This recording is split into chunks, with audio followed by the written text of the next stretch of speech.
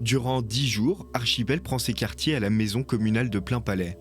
Le Festival international de création musicale fondé en 1992 nous plonge comme à son habitude dans de nombreuses formes de recherche musicale et d'art sonore. En fait, notre ligne à Denis Schuller et moi-même, c'est vraiment de créer un espace-temps dans un lieu unique qui est ouvert de midi à minuit, qui offre aussi à manger. Il y a un plat du jour très bon marché à midi et le soir.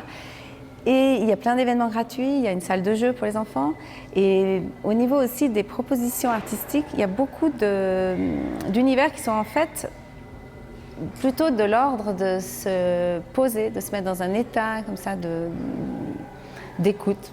Nous avons la chance d'avoir Federica Tamarozzi et Andrea Carlino qui vont modérer, animer cette discussion. Dans les bâtiments, des concerts bien sûr, mais également des installations, des expériences ou encore un acousmonium, un véritable orchestre de haut-parleurs. Ce qui est important, c'est vraiment l'expérience. Je veux dire, l'expérience, le jeu, faire de la musique, ça commence aussi par ça. On a tous d'abord écouté avant de faire de la musique ou faire des sons. Dans l'une des salles, le plancher grince.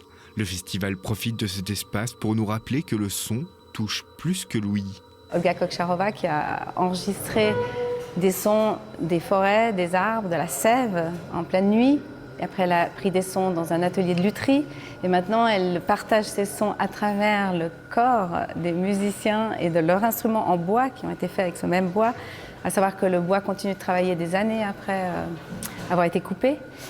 Et en fait, on écoute en ayant les oreilles bouchées et en touchant les musiciens ou les instruments. Et voilà, donc ça, c'est une approche, par exemple, de l'écoute assez particulière et pas du tout technologique, en l'occurrence. Embarqué dans l'univers d'Archipel jusqu'au 10 avril.